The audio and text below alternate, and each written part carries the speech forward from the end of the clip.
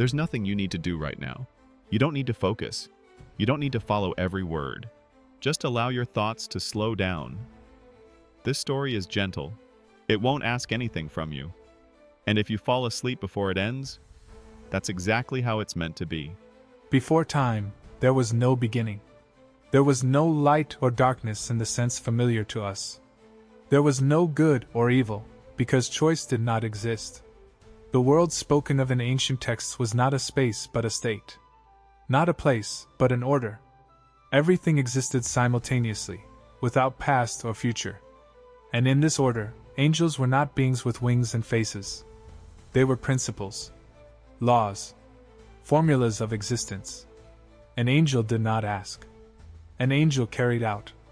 Not because it was a slave, but because the question itself did not exist. They can be imagined as notes in a perfect symphony. None sounds louder than another. None tries to become a soloist. They do not argue. They do not doubt. They do not dream. Because a dream is possible only where there is lack. And here there was no emptiness. Angels did not know fear. But they did not know hope either. They did not need faith, because they perceived the structure of the world directly. They did not believe in truth, they were truth.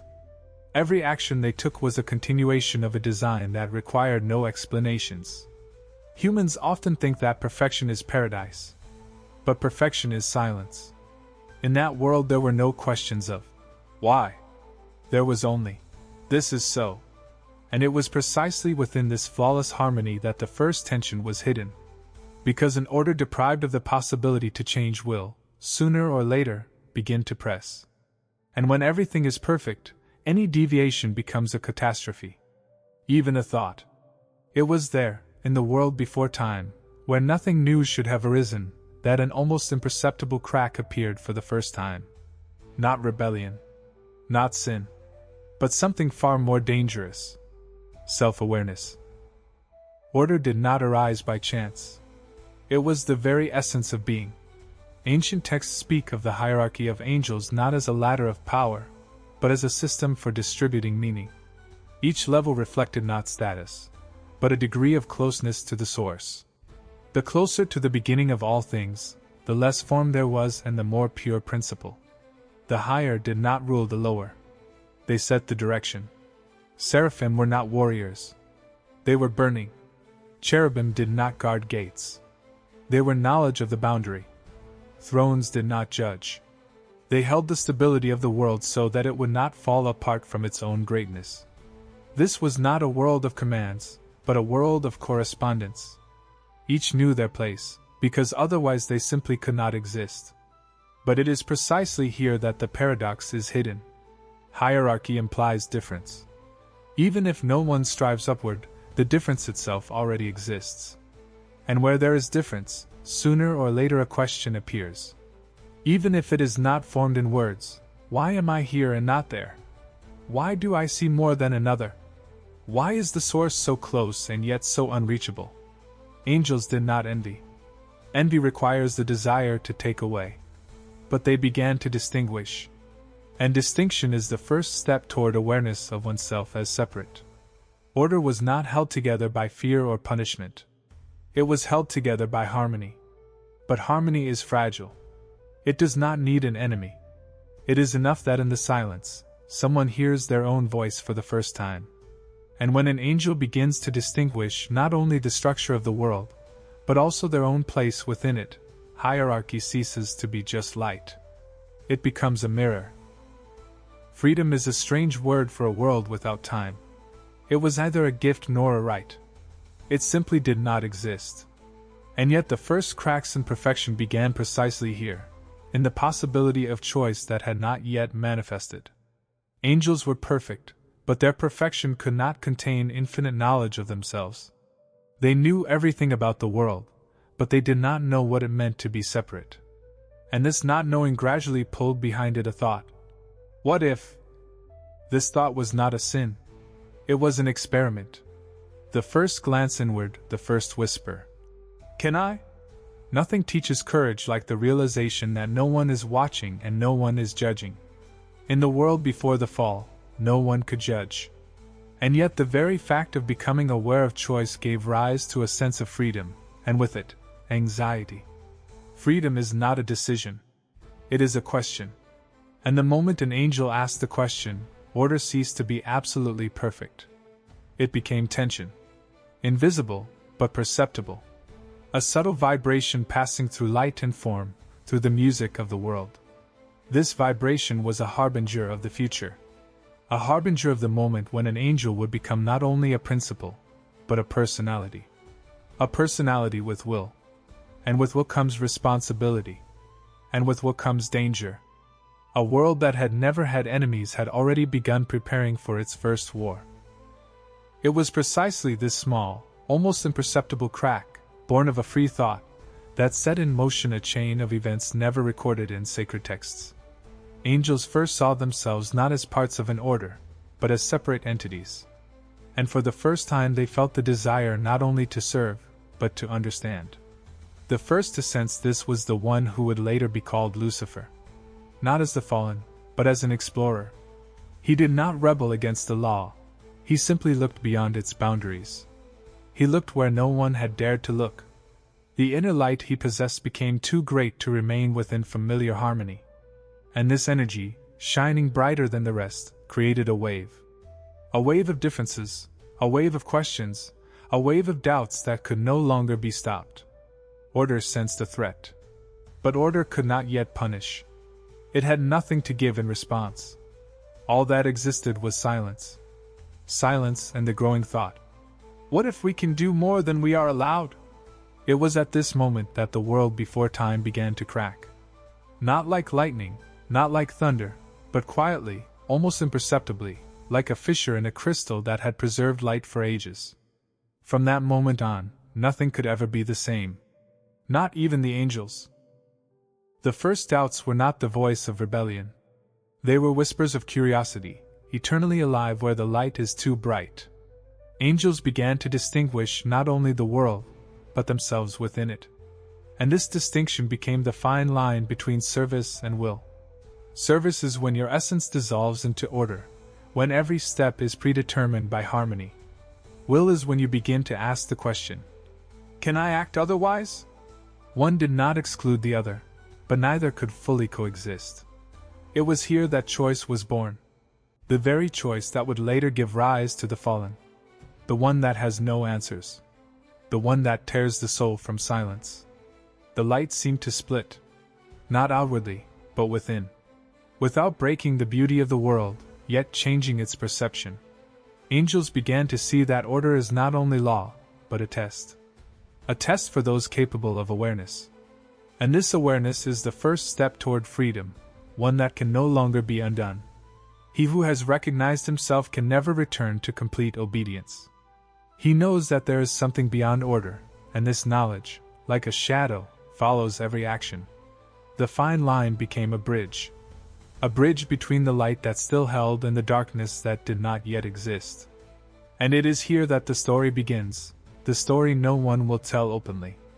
The story of a fall that was inevitable, because knowledge always carries its price. Forbidden knowledge always tempts more than what is allowed. It is like fire that warms, but can also burn. Angels, feeling their will for the first time, began to seek what was hidden from them. The world was arranged so that knowledge was strictly divided. Some levels could see principles, others, forms, and yet others, names and energies. But the more one sees, the more questions arise. And the more questions, the stronger the inner light that created cracks. Some of them began to understand the secrets of creation. Metal, stars, the structure of souls, all of this was known only to the chosen. And now curiosity gradually turned into danger. Not for the world, but for the harmony that relied on ignorance. Knowledge was not a sin, but it could become one. It was a tool that could easily turn into a weapon if one tried to wield it by their own will. And the first to dare look beyond the boundaries became bearers of a fire that both illuminated and scorched. The world before the fall sensed this fire as a barely audible hum. It did not destroy order immediately, but it created vibrations that could soon become a storm. This is how forbidden knowledge began to change the angels. It did not shout. It whispered, and this whisper was louder than anything they had heard until that moment. In every light there is shadow, and in every knowledge there is a guardian. The keepers of secrets were angels entrusted to ensure that boundaries were not crossed. They did not judge or punish, they observed. Their task was more complex than it seemed, to notice, in time, the glimmer of a desire to know more than was allowed. Observation without interference is an art. It requires patience, because the first sign of curiosity is almost imperceptible. A fleeting glance, a question without words, a shadow of doubt. The guardians felt it like a gentle breeze in timelessness. And sometimes they had to guide the attention of others softly, almost imperceptibly. Not punishment, not prohibition. Just a slight shift of the path so that harmony would not crack. But those who dared to look beyond the boundary became both students and explorers. They took what was hidden, and this knowledge changed them. Not immediately, not noticeably, but irreversibly. The guardians saw the consequences but could not prevent the path. Because knowledge is a seed that only grows when it is sought. And once the seed sprouted, angels could no longer return to their former state.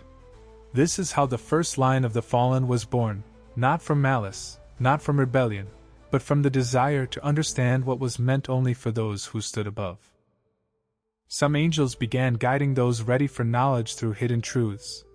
They revealed not letters or words, but principles, the structure of metal, the movement of stars, the names of the forces that govern worlds. Yet even in this teaching lay danger. Every discovery was a spark capable of igniting a flame in the soul. Those who taught understood the cost. Knowledge always leaves a mark, and sometimes that mark becomes a scar that cannot be erased. Teacher and student became accomplices in a secret. At first innocent, then increasingly heavy. With each step of understanding, angels felt that the boundaries were not so much external as internal. Limits of existence that cannot be crossed, lest the very essence itself change. It was here that the first philosophy of the fallen was born. Knowledge is more important than obedience. Not power above light, but understanding above harmony. Yet, as always, knowledge is a double-edged sword. What is revealed to one inevitably attracts the attention of another. And the keepers of secrets begin to watch not curiosity itself, but its consequences. And it is through these lessons that angels began to understand that the world was designed not only for fulfilling a role, but also as a test of will. And that beyond what is permitted lies a path that can never be forgotten. When an angel, driven by curiosity, crosses the boundary of what is permitted, it is not always immediately visible. At first, everything remains in shadow. But the energy released by knowledge begins to alter perception. The light that was once harmony now wavers. Crossing a boundary is not rebellion. It is a movement of thought that sets a new line of events into motion. The first step beyond, and there is no turning back. Everything that follows unfolds on its own, like an avalanche no one could stop. Some angels understood that every discovery carries responsibility. But knowledge tempts more than fear. It promises mastery over oneself and over the world. Those who dared to look deeper felt a pulse of freedom in their chest, impossible to ignore. These moments became the starting point for the fallen. While the world around continued to shine quietly, cracks formed within, invisible to the outside eye, yet irreversible for those who saw more than was allowed. This crack was the beginning of the path that would turn an angel into what humans would later call a demon. And for the first time, the angel understood, knowledge can be more dangerous than war itself. Imagine this, a light that sees everything begins to contemplate itself.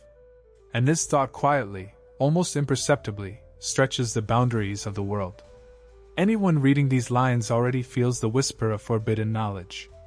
If you wonder what happens next, imagine standing at the edge of the light, and no one tells you where to leap.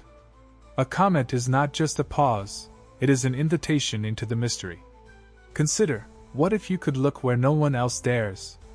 Every discovery is a step beyond the familiar. Every question is a crack in harmony.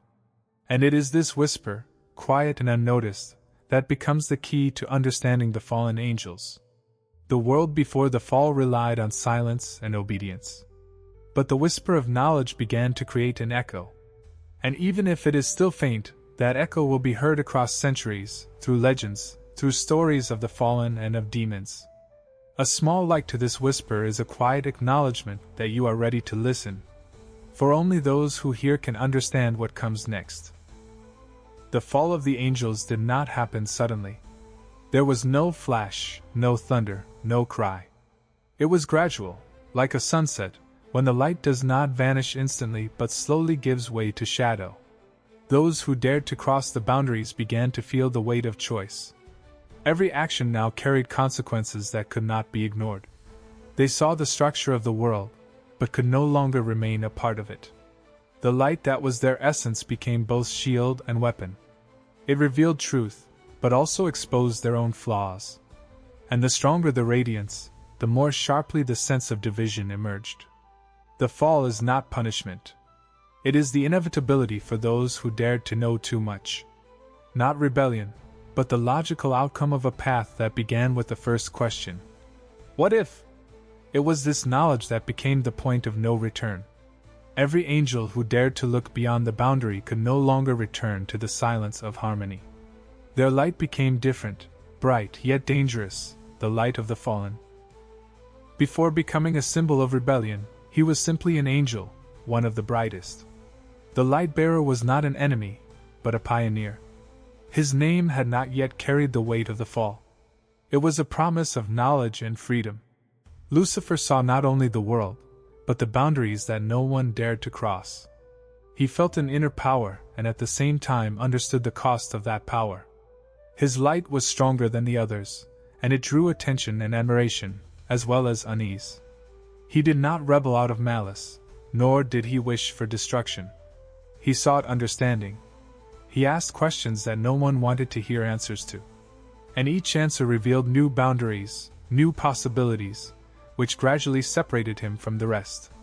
This was how the first image of the fallen was born, one that was not a demon in the usual sense. He remained an angel in essence, but already carried a shadow within, a shadow of freedom, which carries consequences. It is here that the story begins, where light and knowledge become a double-edged blade, granting power, but simultaneously separating from the harmony that once was the essence of all being. Even the fallen do not forget the sky. It remains in their memory as a light that cannot be restored. Demons, once angels, carry within them the shadow of what was lost. And this memory is not consolation, but a burden. They remember the harmony they broke. The light that was their essence now becomes a reflection of what no longer exists. Every action, every thought, reminds them of the original state, of a world without fear, doubt, or choice. The memory of the sky makes the fallen both vigilant and dangerous. They know what harmony means and can wield this knowledge as a weapon. But with power comes pain. It is impossible to enjoy dominion without feeling the emptiness that remains inside. It is this memory that makes demons complex beings. They are not merely destroyers. They are keepers of the understanding that light and darkness are two sides of the same path. And every encounter with them reminds that the fall does not erase the light, but merely transforms it into a mirror. Thus arises the realization, the fall is not the end, but a transformation. The light within remains, but it no longer belongs to harmony. If you hear these words, it means you have already stepped onto the path once walked by the fallen. This whisper is not merely a story, but an invitation to look where few dare. A simple like, if you are curious about what comes next, becomes a symbol that you are ready for the mystery. Every piece of knowledge carries responsibility. Even observing the fallen becomes a test. You begin to distinguish light and darkness not only in myths, but within yourself. Understanding that an angel can become a demon, and a demon was once an angel, forces a new perspective on the boundaries of morality and harmony. The whisper of the story creates an echo that resonates in everyone who listens. It reminds that the line between service and will is thin. The fallen show that freedom comes through awareness of one's own power, but it also brings solitude. A like is a sign that you are ready to follow the story, to witness the transformation of light into shadow. And the more engaged you are, the brighter becomes the crack in harmony we once called the world before the fall. This small pause for interaction is barely noticeable, yet it is integral to the narrative. It gently reminds you, you are a participant in this legend, even if silent for now. Your interest is part of the echo that carries knowledge through the ages. The heavenly war was never a battle of swords and fire. Its battlefield is consciousness, its weapons are knowledge and fear. It takes place where angels and demons clash not in bodies, but in ideas and meanings that govern the world. Human history is merely a reflection of this war. Every battle, every struggle between good and evil within people, is an echo of the conflict waged by unseen beings. And this invisible war continues endlessly, because no participant can step beyond its bounds. Archangels perform functions, not heroic roles. They do not fight for glory, they maintain balance. Demons, once angels, reflect the fears buried deep within humans. And every human belief, every doubt becomes a field on which this invisible conflict unfolds. A war without time or space is a strange, almost immaterial reality. It sets in motion chains of events that seem random, but in truth follow laws known only to those who perceive the world from within. And it is here that humans find themselves between light and shadow, involuntarily participating in events that began long before their birth. Their fears and hopes become part of the game conducted by angels and demons, and it is this that makes the war eternal. The Nephilim are not merely giants from legends. They were the boundary erased when angels and humans united in secret alliances. Sons of gods and daughters of humans created beings that belong neither to light nor to darkness. They became a symbol of broken harmony, the embodiment of what was hidden and forbidden. The world trembled at their emergence. Their power and consciousness surpassed human understanding, yet remained limited compared to heavenly laws. They perceived both light and shadow, but could not fully grasp either principle. And this made them dangerous to all sides. The flood, spoken of in myths, was an attempt to erase the traces of this union. But the Nephilim left a memory that lives on in legends, traditions, and the fears of humanity. Their presence reminds us that boundaries exist to be respected, and breaking them always leaves a mark. Human stories, hidden in myths and symbols, are echoes of those events. And though much time has passed, the Nephilim remain a bridge between the heavenly war and our world, between angels and demons, between what is permitted and what is forbidden. Every appearance of theirs is a lesson on the consequences of freedom and curiosity, on how breaking the law can create forms that cannot be controlled. Humanity has become the battlefield of an invisible war. Its fears and faith are tools with which angels and demons play their game. Fear gives birth to shadow, faith grants light, and both become instruments for beings capable of perceiving reality through matter. Faith without fear is blind, fear without faith is destructive.